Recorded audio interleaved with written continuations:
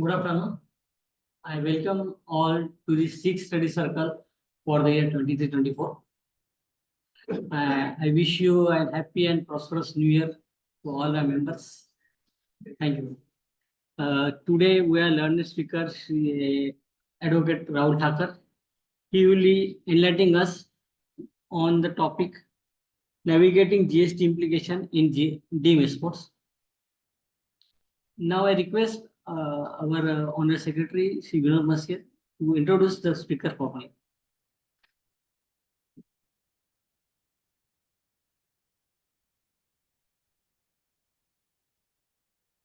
Thank you, Sunil. So,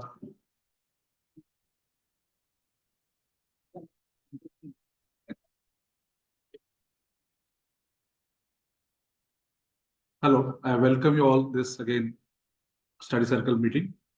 Very honors task is given to me to introduce today's speaker, Sri Rahul Thakar. Mr. Rahul Thakar, practicing as an advocate at CB Thakar and Company. Mr. Rahul Thakar is a law graduate, predominantly practicing in the field of indirect taxes since last 12 years. He also holds professional degree of chartered accountancy from ICAI and company secretary from ICSI. Before joining CB Thakar and Company, Mr. Rahul Thakar was assisting Mr. V. Sridharan, senior advocate on High Court and tribunal matters. Mr. Rahul Thakar regularly appears before Bombay High Court, MSTT, and state tax. His practice domain includes VAT, service tax, excise, inter-tax, stamp duty, state excise, and allied laws. He has delivered talks on GST at various forums, industry association, and seminar, and also deliver lectures at WRC, GSTPAM, BCS, and CTC. His experience span across the sectors such as manufacturing, IT industry, e-commerce, FMGC, financial services, and media and entertainment. With this, I welcome you all. Mr. Rahul Thakar, please give him a round of applause. Before that, I request our president to give opening remarks and also offer memento to our speaker.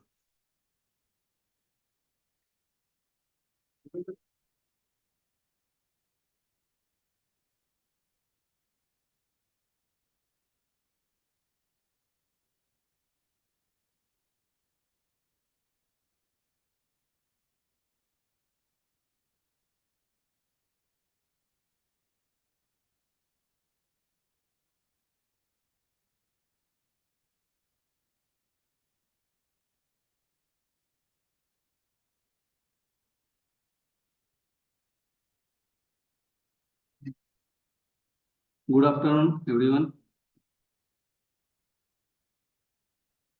Respected today's speaker, Advocate Rahul Thakar, Association Secretary Vinodji Maske and Yatin Chheda, Convener Sunil Joshi, all the members present over here and on a virtual platform. I feel privileged to welcome you all on 6th study circle meeting of the GSTPAM. First of all, I wish everyone a happy New Year's and happy Republic Day in advance to all the ST members of the GSTPAM. So today's subject is navigation GST implication in deemed export. There are so many issues in deemed export, and while discussing this regarding this subject with my convener and chairman, I thought that this subject, Mr. Rahul Thakar is a perfect and fit person for this subject. Rahul Bhai is always cool and calm person for the association. His father, everyone knows, CB Thakar sir.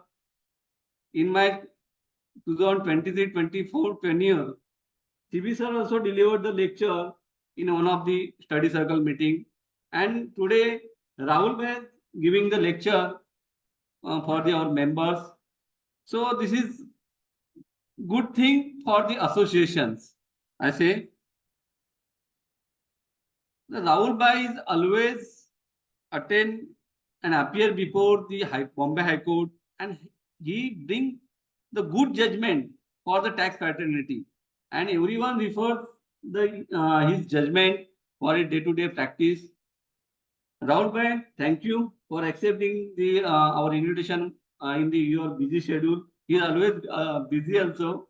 Rahul भाई का appointment मिलना थोड़ा मुश्किल हो जाता है, लेकिन he is always ready to for the GSTPM.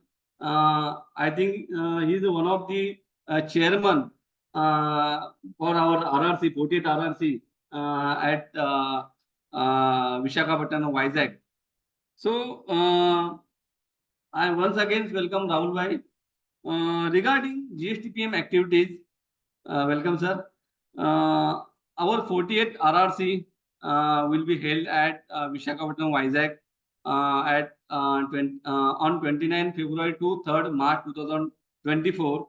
I think we have got 175 plus enrollment for the RRC. I thanks all the participants who enrolled for the 40th RRC and those who wish to attend RRC, they may enroll for the RRC.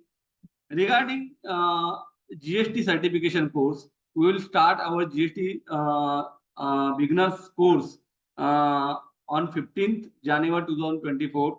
I request all the members who are present over here and who are on virtual platform, please enroll your juniors staff for the GST beginners course, which will start on 15th January 2024, next week only. And another program in also pipeline regarding joint workshop. Joint workshop also will start from 16th January 2024 jointly with BCA, AFTP Western Zone, Malad Chamber of Tax Consultant, and CTC, and our own organization GSTPM. So I also request all the members to join for the joint workshop. Regarding intensive study course course meeting, we had already started the intensive study course meeting. I think 2 sessions already over intensive study course. Members requested to take the benefit of the intensive study course. Regarding outstation seminar, this month we have planned to at the Sindhudurga for the Sindhudurga members on 21st January 2024. Outstation seminar at the Sindhudurga, and another outstation seminar in the next month, 3rd February 2024 at Jalgaon. The speaker will be our own past president Pranav Bhai Kapadia and Kiran Garkar and Aditya Surte. Regarding GRC meeting, recently GRC meeting will be held on 18 January 2024. Myself, my LNR committee, Mr. Chairman Dinesh Tambre, Convener Sunil Joshi, and Aditya Sima Pradeep had pointed out so many issues and so many issues in GST which are required to represent before the GRC committee meeting. We already emailed them to all the issues. There are, I think, Sunil Joshi sir, around 50 issues were there. So these are the regarding activities of the GSTPM. Once again, I thank Rahul Bhai for accepting this invitation. Lastly, I wish all all the best. Happy learning to all the delegates and virtual attendees. Thank you. Thank you very much.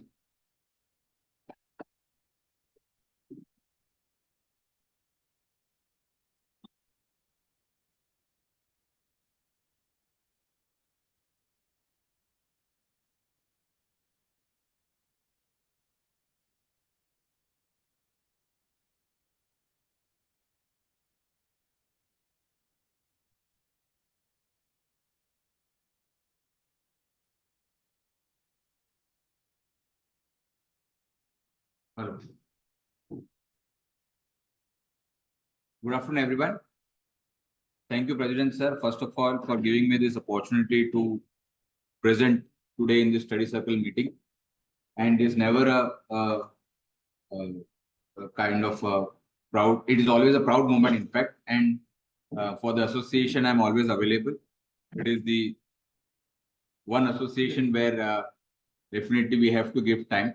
All of us present over here, I thank you all for coming, and also people who are listening to me on the virtual platform. सबसे पहले तो आज का topic है navigating through deemed exports, right. अगर ये topic VAT era में अगर मेरे को दिया होता तो शायद 1 घंटा क्या, 1 दिन क्या, 1 वीक भी कम पड़ जाता, ठीक है। क्योंकि डीम्ड एक्सपोर्ट्स अंडर वैट और what you call Form H procedure or what you call penalty based sale or sale in the course of export, right? So it was such a large topic, as my senior Mr. Vishan says, that there are only 3 sections in GST Act, section 3, 4 and 5. Not single amendment since 1956. Thousands of judgments on this 3 provisions, and many advocates have made their life out of it, right? Not a single amendment. GST में आप देखो हर 6 महीने में amendment हो रहा है. Okay, still we are not able to make bungalows and cars out of it. But वो 3 section ने पूरी life बना दी सबकी, right? So we will go to that, but I'll just open my PPT first.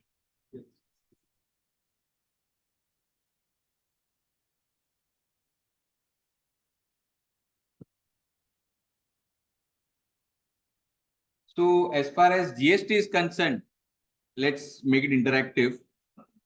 What is the meaning of deemed exports? एक normal, अगर समझो मैं आपको आज पूछता हूँ कि भाई ले हम सेक्शन नहीं देखेंगे एक बार के लिए, ठीक है, सिर्फ यही सोचते हैं कि भाई what is the meaning of deemed exports, तो मेरे दिमाग में पहले 2 वर्ड आ रहा है, एक होता है एक्सपोर्ट्स और दूसरा होता है डीम्ड एक्सपोर्ट्स। अगर मैं सिर्फ अकेला आइसोलेशन में देखूं तो एक्सपोर्ट्स मतलब गुड्स इंडिया से जा रहा है इंडिया के बाहर, और इसलिए वो एक्सपोर्ट्स है, ठीक है।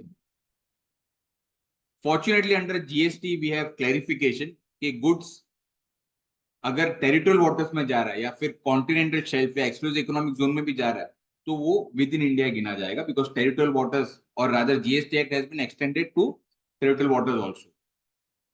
तो अगर मुझे एक्सपोर्ट्स क्लेम करना है जीएसटी में तो गुड्स टेरिटोरियल वाटर्स और continental shelf exclusive economic zone के भी बाहर जाना चाहिए to a foreign destination, then it is an export, that is taking goods from India to a place outside India.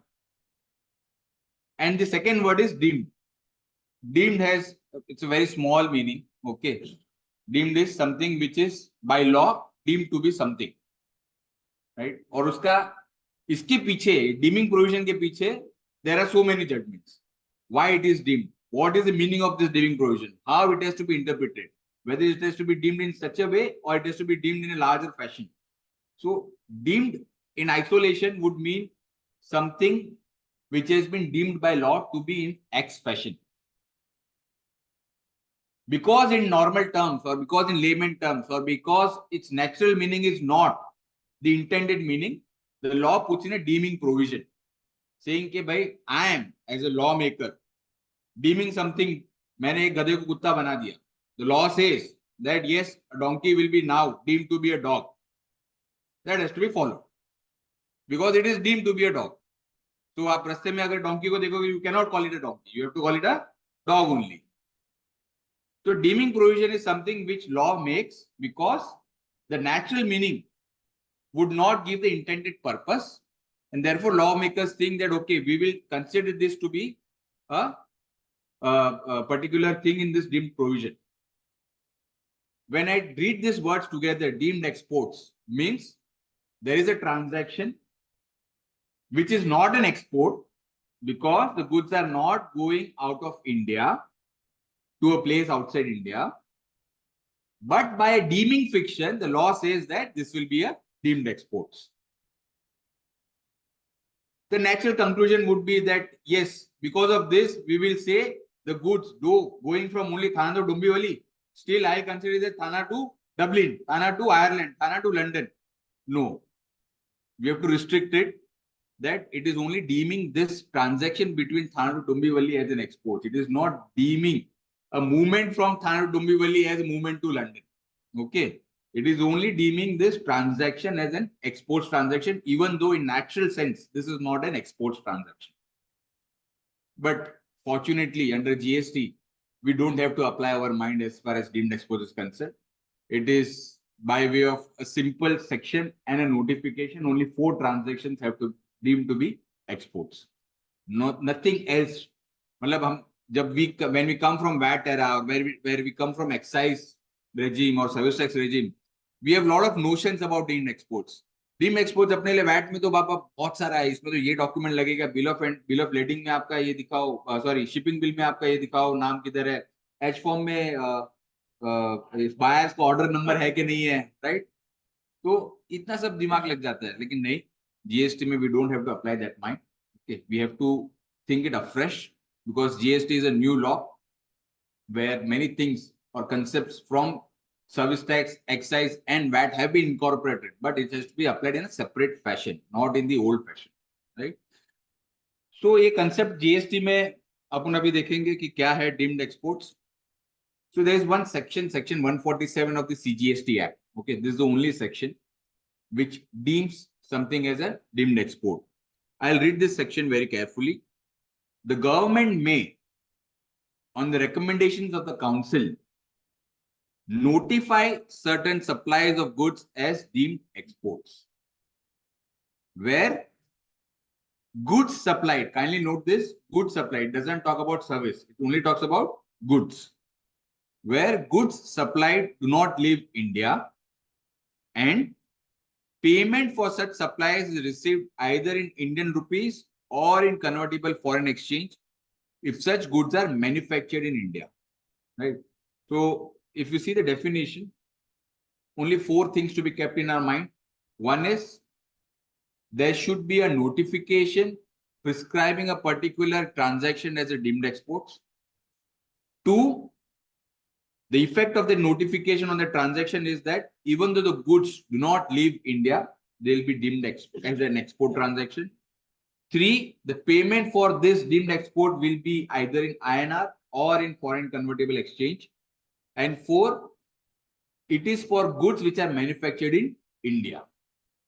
This is the breakup of the transaction. It's a simple meaning, okay? That I don't think so there is anything more than this which needs to be read in this particular section. The only important thing is recommendation by the council. Till now, the council has only recommended 4 transactions. Nothing more than 4 transactions can be deemed to be an export under GST. Everything else has to be a natural export where goods are going from India to a place outside India, covered under section 11 of the IGST Act, as a place of supply will be outside India and therefore under zero rate supply, and then henceforth under on payment or without payment. What are those 4 transactions? So there is a notification pursuant to section 147. There is notification number 48 of 2017. This notification says, in excess of the powers conferred by section 147 of the CGST Act, the central government, on the recommendations of the council, hereby notifies the supplies of goods listed in column 2 of the table below. We'll go to the table as deemed exports. So whatever are the transactions in this table will be considered as deemed exports. So this is the table. And there are only 4 transactions. We will see each of these transactions one by one. Right? Let us see the transaction 1. What is the transaction 1? supply of goods by a registered person against advance authorization.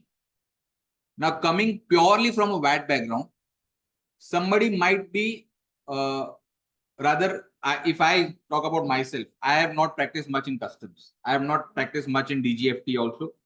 And therefore, or rather FTP rather, foreign trade policy also.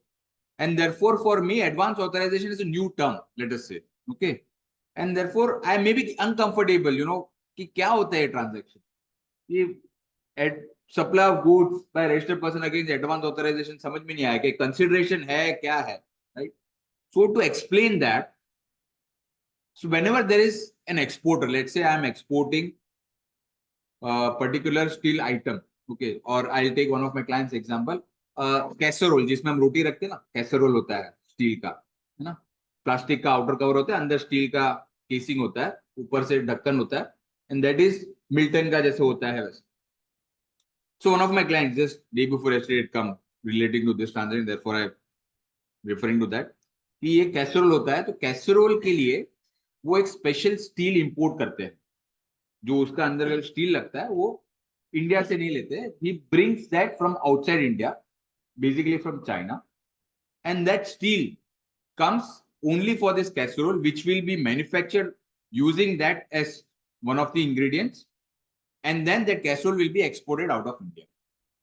If this is the transaction, there will be two tax implications. One is on the import of this steel, I am liable to pay something called as BCD, Basic Customs Duty, and IGST.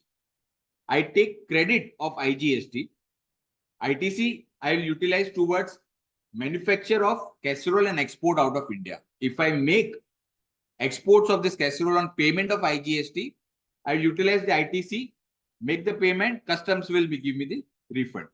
If I make the exports of this casserole without payment of IGST under LUT, I will file a refund application, RFT01. I'll claim the accumulated ITC as refund. So this is the transaction nutshell. As against this, my client has an option that he will import the steel under advance authorization, right? So kindly note this, he is importing the steel. I am doing a transaction before my supply. If I am the manufacturer of casserole, I am going to import certain raw material, that is that steel in my case, against advance authorization. So what is the transaction? I will get a permission under a foreign trade policy, para 5. I'll take the permission from DGFT that I'm importing so and so kgs of steel. I'll make a declaration that this steel is being imported for manufacture of so much number of casseroles, which will be exported out of India. Since I am bringing net foreign exchange inward in India, I should be granted the benefit of advance authorization. So क्या होगा वो benefit? When I import this particular steel, I will be getting benefit of no levy of BCD on my import of steel and no levy of IGST. Okay, so basically I am importing the raw material without payment of any customs duty and IGST. I utilize the steel in manufacture of the casserole, and that casserole is then compulsorily to be exported under LUT under Rule 9610 of the CGST rules. Whatever other ingredients are procured by me, such as packing material, plastic, etc., locally from India, that I will claim as refund by way of RFT01 method. Okay, this is the transaction. So, advance authorization में मैंने steel import किया और उसके लिए मेरे को कोई tax नहीं भरना पड़ा import पे, and I am making a net savings in my working capital, you can say, because ultimately everything would be refunded to me. But initial outlay of capital is less when I go under advance authorization. And when I'm dealing in bulks, in thousands of kgs, in tons of kgs, then definitely I gain to make huge profits because of the working capital requirements is less. Now this transaction, I will take it entirely domestic. Okay. कभी-कभी क्या होता है? When an exporter wants to export this casserole, he may procure steel even from indigenous manufacturers. Indigenous means within India manufacturers against advance authorization. That is also possible. And that is where this transaction comes in. So when they say supply of goods by registered person against advance authorization means I am a steel manufacturer in India. There is a casserole manufacturer, company B. They want to procure steel. They can either procure it from outside India against advance authorization by way of import route, or they may approach me and they'll say that I have an advance authorization from the DGFT. Please supply me steel for manufacturing this casserole, which I'll be exporting out of India. This is my advance authorization. And for this, I am the manufacturer of steel. I'm supplying steel. For me, it will become a deemed export. Okay? Because that manufacturer is giving me advance authorization, I am now the steel supplier to that manufacturer of casserole. I will be supplying steel against advance authorization. He will be in turn manufacturing his particular casserole and exporting it out of India. And that entire transaction will become tax-free for the casserole manufacturer. For me, I have to claim refund from the GST department. Once again, I am repeating, when the table under the deemed notification, notification number 40 of 2017 mentions supply of goods by registered person against advance authorization, means this is on account of domestic supply of the raw material against advance authorization to an ultimate manufacturer exporter. और इसमें advance authorization manufacturer exporter ही apply करता है. I am not the person. I am a raw material manufacturer. I don't have to apply for advance authorization. The manufacturer exporter will apply for advance authorization. He will provide it to me. I'll supply raw material against that advance authorization. For me, it becomes a deemed export. Now, there are further provisos to this. This proviso is nothing but actually a compliance. Okay, so nothing difficult to understand in this. I'll just make it as simplified as I can. The proviso says, provided that goods so supplied, that is, I have supplied steel, right? So the steel so supplied, when exports have already been made after availing input tax credit on inputs used in manufacture of such exports, मतलब जब casserole export हुआ after utilizing the ITC on steel, which is charged by me to the manufacturer exporter, shall be used in manufacture and supply of taxable goods other than nil-rated or full exempted goods, and a certificate to this effect from a chartered accountant is submitted to the jurisdictional commissioner of GST or any other officer authorized by him within 6 months of such supply. So this is basically a compliance thing which they have put in proviso, or not a condition to the transaction, but they say when abhi. To explain it, I'll have to explain one more thing. I am a supplier of steel, that is raw material. Exporter is the recipient, who is the manufacturer of the casserole. He is the advance authorization holder. As far as GST is concerned, I will be charging GST in my invoice. There are two options available. One is I can recover it from the manufacturer. He will pay me and then he will claim refund. Another is, though I have charged in my invoice, he has not taken credit of it. He asked me to take the refund from the GST department. Both ways is possible. In the first method, this proviso will come into picture. Not in the second method. Okay. In the first method, this proviso will come into picture कि जहां पे मैंने अपने invoice में GST लगा दिया, manufacturer ने उसका ITC लिया, उसने कैसरोल मैन्युफैक्चर किया, एक्सपोर्ट किया, उसका रिफंड वही कलेक्ट कर लेगा. To me, he has already reimbursed the GST. Now, in that case, a CA certificate has to be provided that the particular goods have been, that is casserole, has been exported out of India by utilizing the ITC on the supply of steel by me. That is what this proviso is, right? In the second method, where I am claiming, it will not be required. That is what the second proviso is. Second proviso says, provided further that no such certificate shall be required if input tax credit has not been availed on inputs used in manufacture of export goods. Right? तो second method में कैसा है कि मैंने उसको charge किया लेकिन उसने आईटीसी नहीं लिया, मैन्युफैक्चर एक्सपोर्टर ने आईटीसी नहीं लिया और उसने रिफंड भी क्लेम नहीं किया, तो वो CA certificate की जरूरत नहीं है. So CA certificate will be required only in the first method, where he is giving ITC and ultimate refund from the GST department.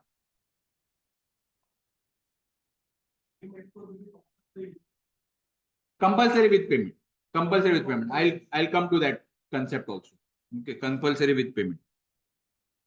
Now, to complete this transaction one, advance authorization means an authorization issued by the DGFT, Director General of Foreign Trade, under Chapter 4 of the Foreign Trade Policy 1520 for import or domestic procurement of imports. Right. So that chapter not only provides for import but also domestic procurement of raw material against advance authorization. Coming to transaction 2, we have seen first transaction, what is deemed export. Coming to second transaction, supply of capital goods by a registered person against export promotion capital goods authorization, or in slang language we call it as EPCG, right? So what is export promotion capital goods authorization? Means an authorization issued by the DGFT under Chapter 5 of the FTP for import of capital goods for physical exports, right? तो अभी जैसे raw material के लिए advance authorisation होता है, just replace the raw material with capital goods के लिए EPCG licence होता है, right? So raw material advance authorisation, capital goods EPCG licence. To give an example, COVID में सबने मास्क पहना था. ये मास्क बनाने की एक ऑटोमेटिक मशीन आती है, ठीक है? यहां से आलू डाला, गोल्ड निकला, वैसा नहीं. यहां से कपड़ा डाला, वहां से मास्क निकला, ठीक है? तो फुल्ली ऑटोमेटेड मशीन होती है. उस मशीन को आप इंपोर्ट कर सकते हो, ठीक है? And since you will be exporting the mask outside India, by utilizing that machine, you can import it under EPCG license. Again, the same process. You apply for the license to DGFT as a manufacturer exporter. You import the capital goods, that is the machine, without payment of BCD and IGST. Manufacture the manufacture the finished goods by utilizing that machine, and then export it. You have to. There should be a positive NFE, net foreign gain, by utilizing this particular method. That a compliance has to be shown to DGFT from time to time. There are returns for that, and over a period of 5 years or 8 years, there should be NFE. Otherwise, you will be liable to make payment of the BCD and IGST from day one, along with interest. So all those conditions are there under DGFT. I'm not going into that condition right now. But just as advanced authorization for raw material, EPC license for capital goods. Now replace that imported imported machine with the locally manufactured machine for manufacturing masks. And instead of importing that from China, मैंने यहाँ पे किसी locally procure किया है machine against EPCG license. I am a manufacturer of mask, exporter of mask. I will get that machine against EPCG license. The machine manufacturer will be making a deemed exports to me. That is what this transaction is. Okay. So again, when we are talking about this transaction, it has to be a local transaction, not an export transaction. Transaction 3 is supply of goods by registered person to an EOU, export oriented unit. Again, that is covered by foreign trade policy. An export oriented unit means an export oriented unit or an electronic hardware technology park unit or software technology park unit or biotechnology park unit approved in accordance with the provision of Chapter 6 of the FTP. So out of this, I think we have very commonly seen under VAT also something called as STPI, which there are many STPIs in Pune. Basically, they are providing services to foreign clients, right? These units are set up only to give services to their foreign customers. And then EOU units are also there, many in Taloja, Rabale and all, where you see that the goods are only manufactured for exports. They cannot clear the goods, even the finished goods, even one single item, they cannot clear it in the DTA, or they have they'll be in violation of the provisions. So therefore, these EOU units, when they procure or when the supplies are made of goods to these EO units or STPA units, this will be considered as a deemed exporter. I am a local supplier, not an export supplier. I am situated in India, making supply to a EO unit, let us say in Taloja or Rabale, or an STPA in Pune, and that will be considered as a deemed export transaction. And the fourth transaction is a very typical transaction. It is supply of gold. Kindly note, not all goods, okay? Only supply of gold by a bank or a PSU, such as MMTC. Specified in notification number 50 of 2017 customs against advance authorization. So where, let us say I'm a gold jewelry manufacturer, I buy gold from bank, I manufacture jewelry, I export jewelry. In that case, the supply made by bank to me will be a deemed export for the bank. Okay, that is how the transaction is. So these are only 4 transactions. इसमें ना आपको shipping bill देखना है, ना आपको H form देखना है, ना आपको foreign buyer का कोई order है कि नहीं, कुछ नहीं देखना है. You just have to see one document. The person to whom, if I am the supplier, the person to whom I am supplying, whether he is having any advance authorization for this procurement, whether he is having any EPCG license for this procurement of capital goods, whether he is an EOU unit or an STPI or a hardware technology park or a biotechnology park, or whether I am a bank supplying a gold. If these 4 conditions are satisfied, I will be falling under this deemed export transaction. Nothing else to be seen. These are explanations. Now, what are the legal implications when we talk about deemed export under GST? Once a transaction falls under deemed export, when I have supplied the steel again to an exporter manufacturer of casserole against his advance authorization, what are the legal implications in the GST? So let's see one by one. Firstly, I am only a supplier of goods, then I am eligible for this deemed export transaction, not a supplier of services. A supplier of services cannot take the benefit. 2, goods are not required to be taken outside India. Okay. So when I say I'm making deemed exports, I don't have to take goods outside India, right? And why I'm clarifying this? Because see, there are certain notions. I don't blame it. Okay. When 50 years we have practiced, some export means goods have to travel outside India, right? So suddenly the government says that no, even if it is within India, I'll limit at export. Sometimes the officers also find it difficult. We also find it difficult to understand. And I'll take you through other examples also where actually this thing is happening, where people have made mistake. Now, goods are not required to be taken outside India, okay, for deemed export. So this is a legal implication. Once your transaction is there within India also, it is deemed to be a deemed export. Then such supply of goods must be notified by the central government, which we have seen the notification. The goods must be manufactured or produced in India. Again, at the cost of repetition. Payment can be received in INR or convertible foreign exchange. Supplies cannot be made under bond or LUT. Okay. Just because they deemed export, supplies without IGST under bond or LUT, no. A deemed export is a normal transaction. Only thing is you have a benefit of claiming refund of GST on that transaction. It cannot be said that this is an export transaction and hence I will make this transaction without payment of GST under bond or LUT. No.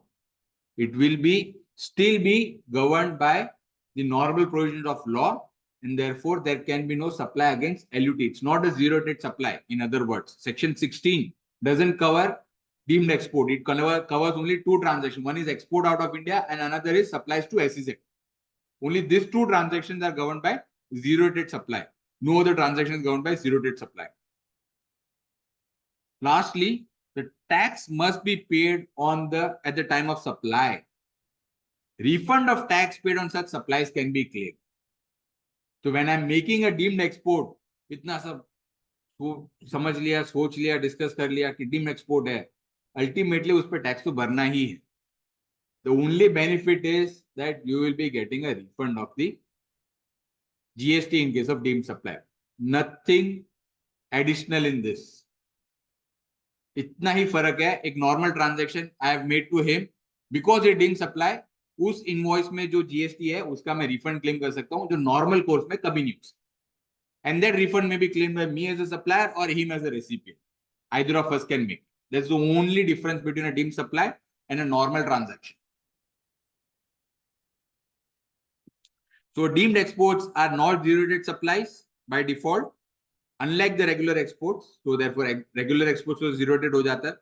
Hence, all supplies notified as supply for deemed export will be subject to levy of tax. Such supplies can be made on payment of tax and cannot be supplied under bond or LUT. Once again, I've clarified rather. However, the refund of tax don't so take it. Now let's see what are the procedural issues in this deemed exports. Issue 1. Whether the refund application is to be filed. So जब हम export करते हैं on payment of IGST, हम शांत बैठ जाते हैं क्योंकि अपने को पता है कस्टम्स वाले 15 दिन 1 महीने के अंदर अपने को रिफंड दे देंगे. But that is not the case with deemed export. When you are making a deemed export, the refund automatic नहीं आएगा. You have to file an application in RFD 01 under Rule 89(1). Only then you can get the refund. So कभी-कभी ऐसा होता है समझने में भूल हो गई, किसी क्लाइंट ने फोन कर दिया, सर मैंने एक एक्सपोर्ट किया है और ऑन पेमेंट ऑफ IGST, तो मुझे रिफंड आ जाएगा कस्टम से? मैंने बोला हाँ आ जाएगा. फिर थोड़े दिन बाद रिफंड नहीं आया उसको, उसने वापस से फोन किया, सर मेरे को कस्टमर ने मेरे को एडवांस ऑथराइजेशन तो उसके सामने मैंने एक्सपोर्ट किया है तो उसमें भी आ जाएगा. बोले नहीं सर, उसमें नहीं आएगा, वो डीम्ड एक्सपोर्ट है, आपको RFD 1 फाइल करना पड़ेगा. एंड RFD 1 फाइल करना बहुत जरूरी है अभी, क्योंकि यहाँ पे 2 साल का टाइम लिमिट दिया है. People who miss this deadline can have a problem of not getting this refund, and sometimes the amount can be a huge amount because 18% मतलब आपका पूरा उस ट्रांजेक्शन का पूरा जो भी प्रॉफिट मार्जिन है वो पूरा खा जाएगा, right? So therefore, in case of deemed export, there is no automatic refund route. You have to apply for the refund in RFD 01. In practical world, we'll see in the next thing, I think. अच्छा, when you are applying the deemed export refund under RFD 01, तो आप GST portal पे जाओगे, refund application new खोलोगे, वहां पे category है refund on account of deemed exports. वहां पे in addition to whatever additional documents we are submitting, that is statement A, B, etc. There is one additional statement which has to be annexed, that is a statement containing the number and date of invoices along with such other evidence as will be notified in this behalf. We will see that other evidences will take you to that notification in a case where the refund is on account of deemed export. So normal एक statement जो होते हैं, statement A, B, C, वो सब तो है ही, साथ में और एक statement ये deemed export का अलग से लगेगा. Let's see what is the issue 2. Who can claim refund under GST? So the proviso to Rule 89(1) says, ये मिनिमाइज कैसे? हाँ ठीक है, चलो इधर करो. Sorry. As per proviso to Rule 89(1)(c), provided further that in respect of supplies regarded as deemed exports, the application may be filed by the recipient of deemed export supplies, that is in my example the manufacturer exporter of casserole, or the supplier of deemed export supplies in cases where the recipient does not avail of input tax credit on such supplies and furnishes an undertaking to the effect that the supplier may claim the refund. Right? So either of the person has to make the claim of refund. That is either the recipient, who is the manufacturer exporter, or the supplier of raw material. And if supplier of raw material is making this claim, then he has to file an undertaking obtained from the recipient that he has not taken ITC on this particular transaction. Unless he gets that undertaking, this refund will not be released. Okay. In practical world, if you ask me, it is always a supplier who has to make this claim, because जो EOU unit है या फिर जो भी advance authorisation के सामने claim कर रहा है, वो तो बोलता है कि अगर आप मेरे को ये दोगे तो ही मैं आपसे माल लूं. ठीक है, आप भी रिफंड क्लेम करो, मेरे को ITC का अंडरटेकिंग में दे दूंगा कि मैं इस पर ITC नहीं ले रहा हूं. ठीक है, unless you are taking this burden of filing a refund application as a supplier, आपका शायद वो ट्रांजैक्शन होगा ही नहीं, क्योंकि EO units do not want any tax implications on them. Okay, so therefore they don't want to take ITC also, they don't want to claim the refund also. So all their supplies or all their inputs when they buy under this category of deemed export, where they give an undertaking will not claim ITC. Individual suppliers have to claim the refund.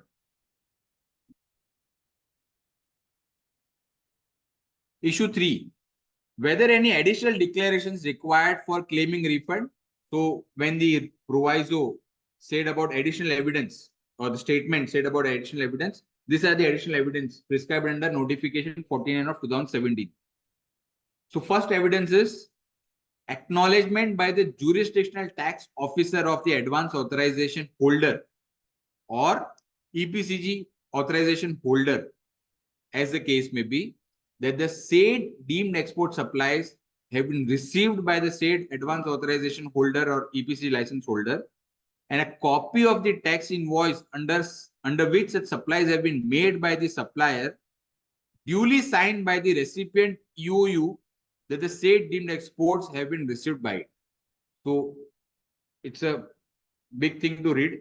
In simple terms, आपको invoice पे उनसे stamp मरवा के लेना है कि इस invoice के अंदर जो गुड्स आया है वो हमने रिसीव कर लिया, इतना ही है, ठीक है. So this has to be submitted along with the refund application to be filed by the supplier.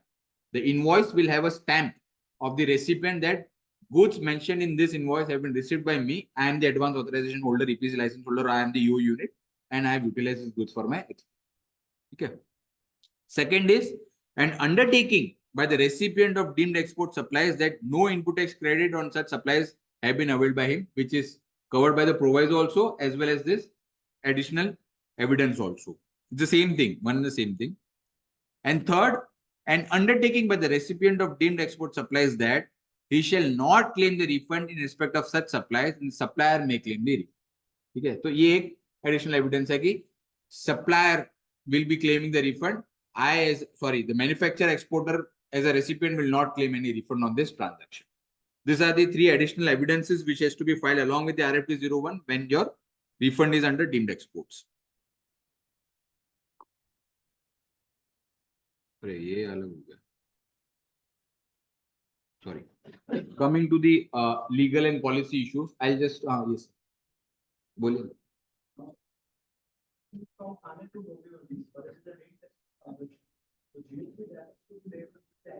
I'll cover this. सबसे पहला इशू और common show cause notice I think we must have encountered by now. Okay, people thought that 0.1% में मैं जो export कर रहा हूं वो तो डीम्ड एक्सपोर्ट है, because at the time when it was introduced in 2017, 0.1%, that is supplies made to merchant export, it was akin to our Form X procedure, है ना? Or otherwise under excise also we had that DGFT procedure. Therefore, people thought that I am making a deemed export, because actually under DGFT it is a deemed export transaction. Actually under VAT it was a penalty made sale. मैं आपको supply कर रहा हूँ, but there is a minute difference.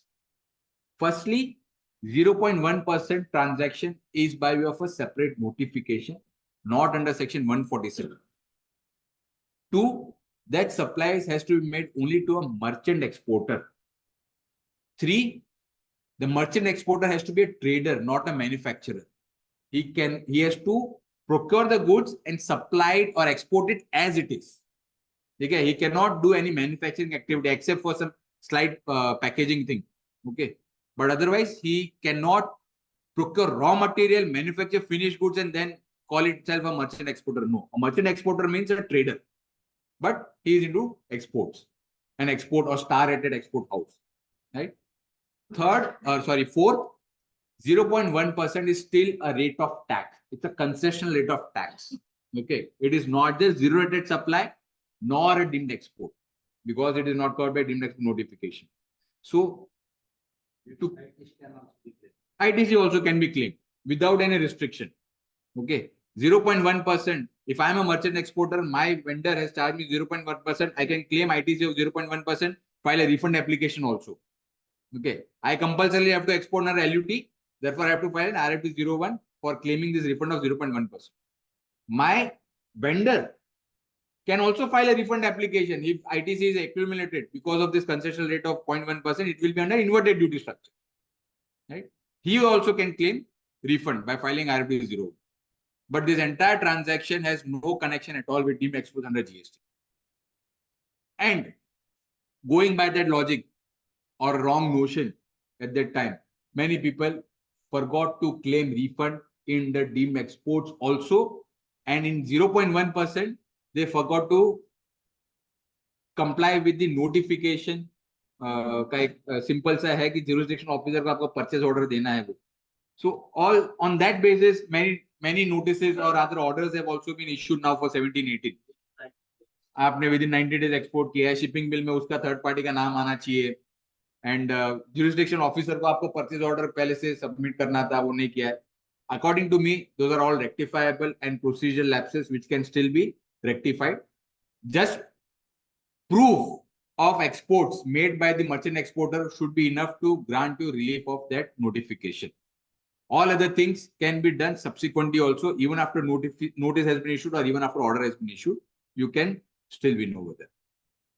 But as far as deemed export is concerned, that transaction has no relation at all with deemed export. It cannot be considered deemed export. Deemed export is, अभी घोड़े की वो जो रहता है वो लगा के देखना है, सिर्फ 4 transactions है, nothing else. Okay. Second, whether deemed export should be allowed without payment of tax. Okay. तो एक, अरे सॉरी है, कुछ गड़बड़ हो गया है, यहाँ पे कुछ और ही लग गया है. Sorry. Anyways, I'll just answer that. Deemed export, अगर हम tax payment करके कर रहे हैं, as I said, the only difference between normal transaction and deemed export is I can claim refund of the tax which has been charged in the invoice.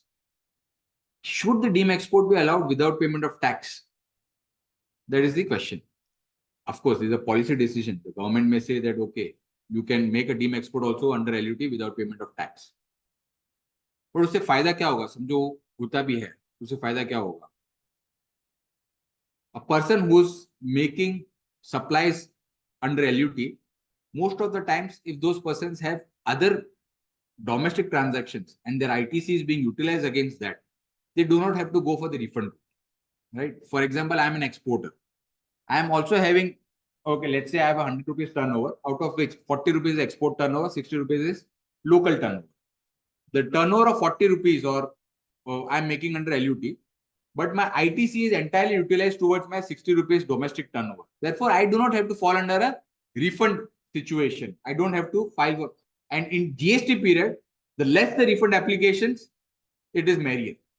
It's not like more the refund application, more the merrier. No, less the refund application, you are in a happy situation because then you don't have to do all those ITC reconciliations. You don't have to prepare number of statements. You don't have to have this foreign remittance का certificate, etc., etc. वो तो फिर भी अभी डाल दिया उन्होंने compulsorily. Okay, earlier that was not there. So you can avoid all those things, and therefore, if you are under LUT, it is happier situation. I don't have to go under. So even for deemed exports, I think yes, if we have this option of making deemed exports under LUT, it is a happier situation. Recipient is anyways happy because he has put everything on the supplier. Suppliers will be happier because I see many suppliers who are afraid of doing this deemed export transaction because they have to go for this refund. And then they have to face the officer. And they have to give all the documents which the officers. And the officers are also new to this transaction. They ask for many documents which may be relevant, which may not be relevant, right? So all those things come into picture. So if you talk of a policy sense, yes, government should think over this unless the council decides as a recommendation, which I think we should include in our GRC meetings also, this kind of suggestions that even for deemed export, you should allow the benefit of supply under LUT. Then the transactions will become smoother for the supplier because suppliers and India becoming a more export oriented country, right? We are seeing the exports are going up. So going forward, this kind of transactions of deemed exports will be increasing. Today, we are seeing it in a very less proportion, but it will be in huge proportions going forward. Many exporters are coming up. Many companies are coming from outside India, setting up their manufacturing plants only for exports from India because Indian labor is cheaper than China also today, right? So we are going to see this kind of transactions. I think if LUT method is allowed for deemed exports also, it will be a better situation for suppliers who will not be frightened of going into these transactions. But otherwise, at the end, it is a policy decision to be made.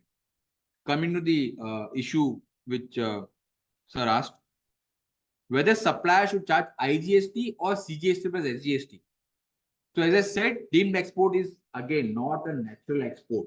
Okay, it is not governed by Section 11 of the IGST Act. It is still governed by Section 10 of the IGST Act. That is, place of supply will be determined as per the delivery where it ends for delivery. The goods ends for delivery. If the location of the supplier and the place where the delivery ends are within the same state, it will be intrastate supply, C plus S. And if the delivery ends in the other state, then it will be an I transaction. So, though it is deemed export, okay, there is no, there is, even if there is no movement of goods, it can happen, right? The capital goods which I am handing over delivery at my factory gate itself. The recipient arranges entire transaction, or rather transportation. In that case, again, it will still be a deemed export. You are supposed to charge C plus S, okay, depending upon where he is taking the goods. If it's taking outside Maharashtra, then it may be I transaction. So it is still governed by Section 10. This is what the entire deemed export is. Okay. GST में deemed export is very narrow. Only 4 transactions, a few conditions, refund application, and that's it. Now, open to questions. Whatever questions anybody has, we can discuss.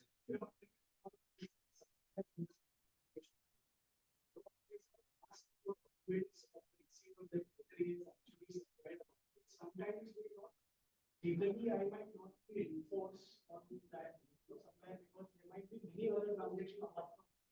So how do you deal with that situation? Is it mandatory under laws that officers request? Right. No, sir. So therefore, if you strictly go by the rules, the notifications, you are only supposed, as a supplier, I have supplied to the casserole manufacturer, the steel which I supply, I have prepared an invoice. I have charged IGST on IGST or GST on that. On that invoice, the recipient manufacturer has to give a stamp that he has received these goods under the invoice and he is the advance authorization license holder, EPC license holder or EOU, and he is going to utilize this for manufacturing export goods. That is enough. Okay, that is enough. Now, this is as per the rules. Okay, but of course, the officers have their doubts in their mind. Okay, and as I said, this is new. Okay, we cannot just entirely blame the officers' side also because their training is also not complete. They are seeing this transaction for the first time, let us say, and it is actually happening. Many times, officers, even today, after 5 years of GST, he may be seeing this transaction for the first time, and he is therefore not having that confidence कि भाई कुछ गड़बड़ हो गया तो मैंने refund दे दिया मेरे पे आ जाएगा, right? So as far as possible, if you are able to give, your recipient is cooperating, you can provide him. If not, you may file a submission that this is what the requirement is and this is I have already submitted, right? Then let him apply his mind. Maybe he will understand and he'll ask his seniors and he will confirm and then he will give the demand, the refund. And if not, then maybe he is rejecting. Okay. Now, practically, how to solve it, you know, right? Theoretically, you can give the submissions. That's the only way. Practically, आप उसको अगर recipient documents दे रहा है तो दे दो, well and good. नहीं दे रहा है तो फिर theoretically you have to make a submission. This is my requirement under the law. I have submitted this. Kindly issue refund to me.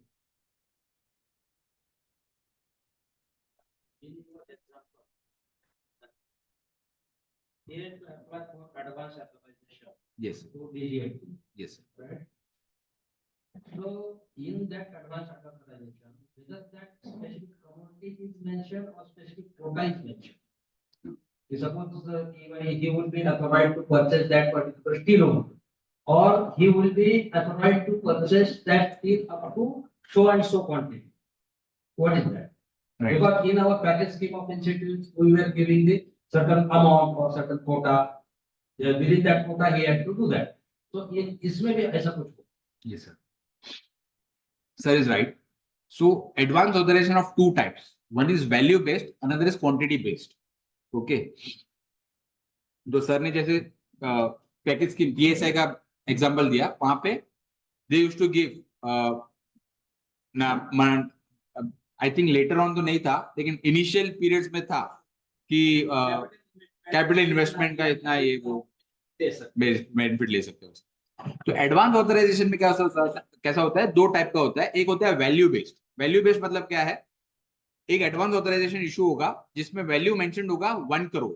ठीक है, तो 1 crore worth of tax benefit मैं क्लेम कर सकता हूं. उस 1 करोड़ वर्थ में मैंने 2 शिपिंग बिल फाइल किया होगा, 4 शिपिंग बिल फाइल किया होगा, 1000 शिपिंग बिल फाइल किया होगा.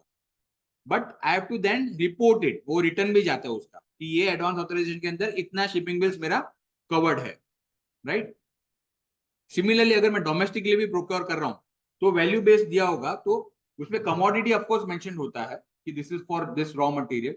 If you talk about medical industry, okay, pharma industry, there is called as APIs, active pharmaceutical ingredients, which is the main ingredient for manufacturing any medicine. So India is not an API manufacturer. India is majorly an importer of API. अभी चालू हुआ. तो API is imported into India. Advance authorisation में value mentioned होगा कि इतना worth of benefit आप APIs का कवर कर सकते हो. एक ये हो गया. दूसरा होता है क्वांटिटी, कि 10,000 kg ऑफ दिस कमोडिटी का एडवांस ऑथराइजेशन मिल गया. तो वो क्वांटिटी के लिए भी again there be 1 shipping bill, there can be 10 shipping bills. Right. So it can be an open ended also advance authorisation, और अ स्पेसिफिक ट्रांजैक्शन के लिए भी हो सकता है. This which is the third advance authorisation, कि मैंने इतना स्टील इंपोर्ट करना है in this bill of entry and therefore this is what I require as advance authorisation. वैसा भी हो सकता है. डोमेस्टिक में नॉर्मली, डोमेस्टिक में अगर मैं ये कर रहा हूँ, अगर मैं कैसरोल मैन्युफैक्चरर हूँ, तो मुझे पता है कि मेरे साल का इतना स्टील रिक्वायरमेंट है. ठीक है, कि मैं इतना क्वांटिटी एक्सपोर्ट कर रहा हूँ. समझो गए साल मैंने 1000 क्वांटिटीज एक्सपोर्ट किया था, तो उसके लिए मुझे 10 kg स्टील चाहिए. तो उतना मैं एडवांस ऑथराइजेशन लेके रखता हूँ DGFT से, और उसके सामने मैं इंपोर्ट करता रहता हूँ, इंपोर्ट या फिर सॉरी प्रोक्योर करता रहता हूँ steel, either by way of import और by way of domestic procurement. और मैं उसका एक रिटर्न फाइल करता हूँ DGFT में कि ये एडवांस ऑथराइजेशन के सामने मैंने इतना इतना इंपोर्ट्स किया, या इतना इतना मैंने इनवॉइसेस लोकली प्रोक्योर किया, वैसा. तो कंप्लायंसेस बहुत है सर DGFT में भी, and number of compliance, in fact more than GST rather, because वहां पे compliance not only on input side, sorry not only on output side, input side पे भी उतना ही equally compliances होता है. So both ways possible. Exporter has to export the goods against payment of IGST. Right. Under Deemed export. When Deemed the export. exporter is Yes, yes. procuring the material and exporting, the export is against IGST. payment of GST, I will not say IGST. हाँ. Shipping bill will also be prepared as payment against इसमें shipping bill बनेगा ही नहीं sir. It's a normal transaction. It is nothing to do with customs. When the exporter is exporting the goods, at that time, it is the shipping bill will be generated by the custom. नहीं, हाँ वो तो shipping पे करे. हाँ हाँ हाँ. The shipping bill will be on against payment of IGST, export against payment of IGST or without payment of IGST. नहीं उसको अंडर 9610 भी जाना पड़ेगा ना, because he is procuring inputs under advance authorisation. हाँ. एक्सपोर्ट का जो शिपिंग बिल बनेगा, when any normal dealer is exporting certain goods, he has the option to either export against LLP or against payment of IGST. So in this case, the shipping bill will be payment against the payment of IGST. No, it will be under LUT.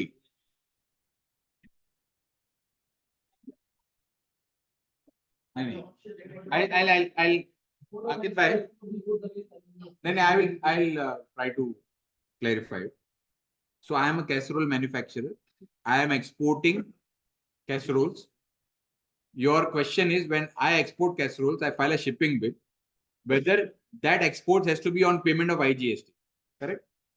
Okay. The answer to that is, if suppose for manufacturing this casserole, if I have imported or procured any input against advance authorization, then I have to mandatorily export without payment of IGST and LU. Under that is what Rule 96 tells. Okay. Otherwise, I can make any choice. Okay. Yes, sir. So I think this is what any open to any other questions. No service transaction. Deemed export may only goods. No services.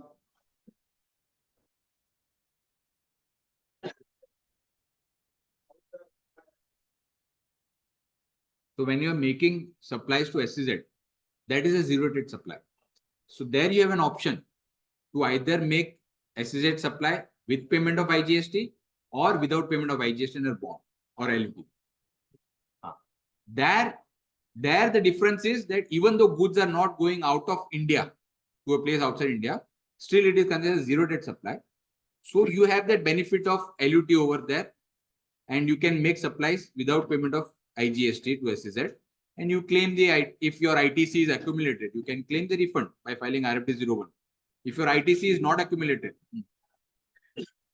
sorry, there, that will be required. That is the mandatory. Yes, so that when you make supplies to SEZ, your invoice has to be endorsed by the Development Commissioner of SEZ that the goods mentioned in this invoice have been received in this SEZ. And then the SEZ unit has to file a form annexure A or something, form A or something, which will also give the details that under this invoice I have procured so and so material for making or manufacturing or exporting goods out of India. Oh, services also, yes. As far as SEZ is concerned, even services can be made. Zero. Yes. Yes.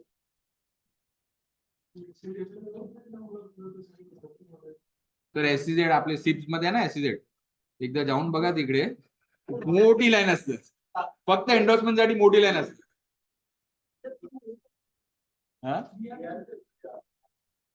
जी हा B yes because that from SEZ it will come in foreign exchange payment INR मध्ये पण allowed आहे ना SEZ मध्ये yes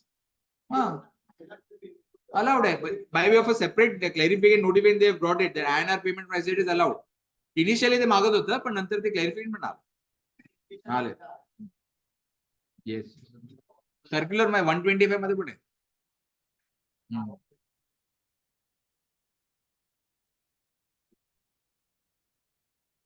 Initially ते मागत होतं. Anybody? Thank you. अरे. Sorry. Supply different quantification of the sales side, not on the input side. Refund will be on the calculation of the sales bill of supply. हाँ तो invoice में already लिखा हुआ है ना उतना ही है उतना ही रिफंड हाँ क्वांटिफिकेशन इसमें प्रॉब्लम नहीं आता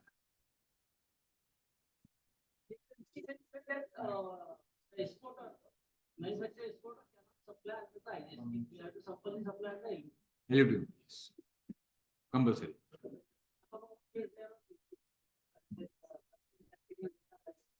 DRS आया होगा. Okay. Thank you, everybody.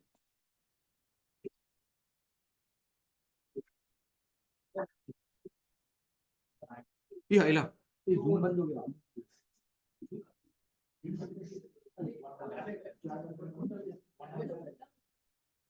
चालू है ना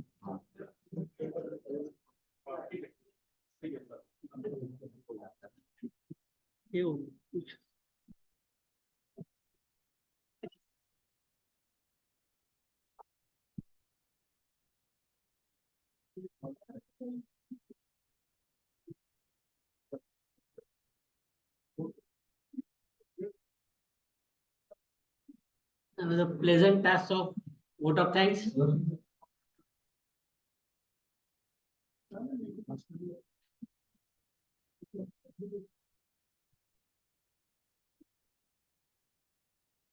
जो विषय आहे तो अतिशय चांगल्या पद्धतीने राहुल भाईंनी समजावून सांगितलेलं आहे आणि आजच्या स्टडी सर्कलला माजी ऍडिशनल कमिशनर मोराळे साहेब उपस्थित आहे त्याबद्दल मी आभार व्यक्त करतो. आणि राहुलजी आजकरिता विषयावरती जो कमांड आहे त्याला दाखवून दिलेला आहे आणि राहुल त्याला मी धन्यवाद आणि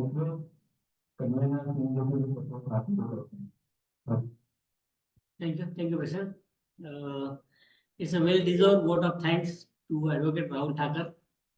Firstly, we'll thank to Rahul Thakar for clarifying the doubt. There is a difference between the deem export and the merchant export. So many of us are confusing and mixing the issues. So we can now clearly see what are the deem export and what is the merchant export. I think he has clarified everything regarding deem export and whether how the refunds are covered, who are the eligible persons for refunds. And I thank on behalf of our LNR committee and the GSTPAM, Sri Rahul Thakar for his nice presentation and the clarification. Thank you, Rahul. We also thank for our all participants online and offline for their attendance. Thank you. Now we rise for the national.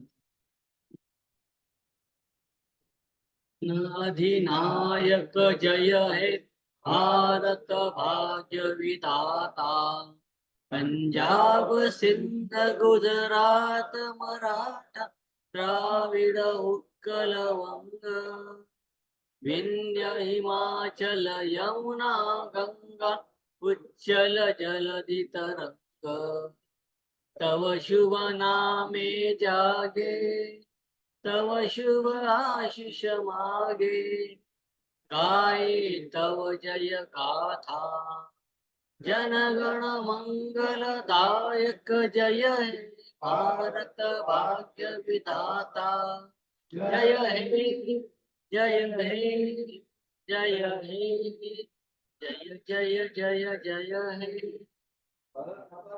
जय सांगायचं झालं आपला project दिलेला आहे 9 फेब्रुवारी 2024 मला जाणार आहे आता सगळ्यांना इन्व्हॉल्वमेंट करा